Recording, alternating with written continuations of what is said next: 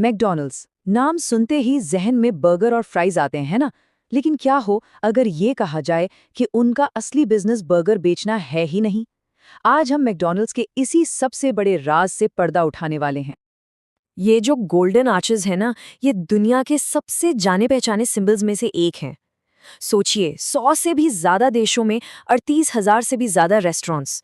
मतलब ये एक बहुत बड़ा, एक विशाल फास्ट फूड एम्पायर है। इसमें तो कोई शक नहीं है। पर सवाल वही है, क्या मैकडॉनल्ड्स वाकई में सिर्फ एक फास्ट फूड कंपनी है? इसका जवाब शायद थोड़ा हैरान कर दे, क्योंकि यही उनकी बेमिसाल कामयाबी का असली सीक्रेट है। तो चलिए इस कहानी को परत दर परत खोलते हैं। हम देखेंगे कि कंपनी का स्ट्रक्चर कैसा है, असली पैसा आता कहाँ से है और इस सिस्टम का हिस्सा बनना कैसा होता है। तो मैकडॉनल्ड्स के असली बिजनेस मॉडल का पहला सुराग इस बात में छिपा है कि कंपनी अपने ज्यादातर रेस्टोरेंट्स को असल में खुद चलाती ही नहीं है। ये आंकड़ा देखिए, 95%। मैकडॉनल्ड्स के 95% लोकेशंस असल में इंडिपेंडेंट ओनर्स चलाते हैं, जिन्हें हम फ्रेंचाइजी कहते हैं। मतलब कंपनी खुद तो बस 5% रेस्टोरेंट्स ही ऑपरेट करती है। कमाल है ना। और ये जो फ्रेंचाइजीज हैं, ये भी अलग अलग तरह के लाइसेंसिंग मॉडल्स पर काम करती हैं।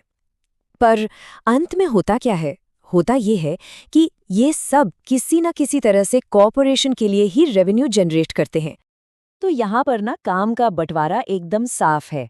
फ्रेंचाइजी मालिक रेस्टोरेंट चलाने, स्टाफ रखने, रोज की बिक्री संभालने जैसे काम करते हैं, और मैकडॉनल्ड्स कॉर्पोरेशन वो ब्रांड, मेन्यू, ऑपरेटिंग सिस्टम और सबसे जरूरी चीज बिल्डिंग प्रोवाइड कराता है। जी हाँ, बिल्डिंग। और बस यहीं से कंपनी के असली प्रॉफिट का इंजन स्टार्ट होता है। चलिए अब उस हिस्से पर आते हैं जो इस पूरी कहानी को बर्गर और फ्राइज से कई ज्यादा बड़ा बना देता है। ये है असली खेल। ये देखिए, ये बात खुद मैकडॉनल्ड्स के पहले सीएफओ ने कही थी।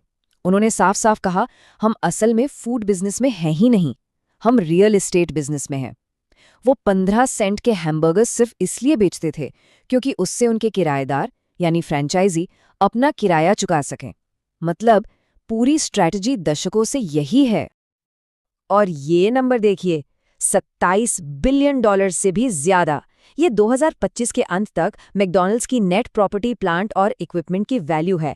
आसान भाषा में कहें तो ये उनकी जमीन और बिल्डिंग्स की कीमत है, खरबों में। तो मैकडॉनल्ड्स पैसा कैसे कमाता है? वो एक मकान मालिक की तरह काम करता है, और एक बहुत ही स्मार्ट मकान मालिक। वो एक ट्रिपल नेट लीज नाम के एग्रीमेंट का इस्तेमाल करते हैं। इसका मतलब ये है कि किराएदार यानी फ्रेंचाइजी न सिर्फ किराया देता है, बल्कि प्रॉपर्टी टैक्स, बिल्डिंग का इंश्योरेंस और मेंटेनेंस सब कुछ वही भरता है। अब ये बात तो और भी चौंकाने वाली है। अगर मैकडॉनल्ड्स की सिर्फ रियल एस्टेट प्रॉपर्टीज को अलग करके एक कंपनी बना दी जाए ना, तो वो दुनिया की सबसे बड़ी रियल एस्टेट इन्वेस्टमेंट ट्रस्ट यानी रीट बन जाएगी। सबसे बड़ी। ये सिर्फ एक प्लेयर नहीं है, ये किंग हैं। और यही पावरफुल फ्रेंचाइज और रियल एस्टेट का कॉम्बिनेशन है जो उनके इंटरनेशनल ऑपरेशंस की रीढ़ की हड्डी है। देखिए, उन्होंने अपने पूरे बिजनेस को दुनिया भर में 3 मेन सेगमेंट्स में बांटा हुआ है। पहला है अमेरिका, दूसरा है इंटरनेशनल ऑपरेटेड मार्केट्स जिसमें ऑस्ट्रेलिया, यूके जैसे देश हैं, और तीसरा है इंटरनेशनल डेवलपमेंटल लाइसेंस्ड मार्केट्स जिसमें चीन और ब्राजील जैसे देश आते हैं। हर सेगमेंट की अपनी एक अलग ग्लोबल स्ट्रैटेजी है। अब अगर रेस्टोरेंट्स की गिनती देखें तो अमेरिका बेशक अकेला सबसे बड़ा बाजार है, लेकिन असल में ज्यादातर रेस्टोरेंट्स करीब 42% इंटरनेशनल ऑपरेटेड मार्केट्स में हैं, मतलब अमेरिका के बाहर। लेकिन अब ये देखिए, कमाई के मामले में ये आईओएम सेगमेंट मतलब इंटरनेशनल मार्केट्स कंपनी के टोटल रेवेन्यू का लगभग आधा हिस्सा 49% जनरेट करते हैं। ये दिखाता है कि ये मार्केट्स कितने ज्यादा प्रॉफिटेबल हैं। तो फिर अगर किसी को इस सिस्टम का हिस्सा बनना हो, मतलब एक फ्रेंचाइजी ओनर बनना हो, तो उसके लिए क्या करना पड़ता है? इसकी कीमत क्या है?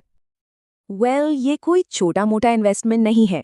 शुरुआती फ्रेंचाइज फीस से लेकर इक्विपमेंट और ओपनिंग इन्वेंट्री तक सब कुछ मिलाकर कुल शुरुआती इन्वेस्टमेंट $1 से $2.25 मिलियन तक जा सकता है। मतलब करोड़ों की बात है। और ये तो बस शुरुआत है।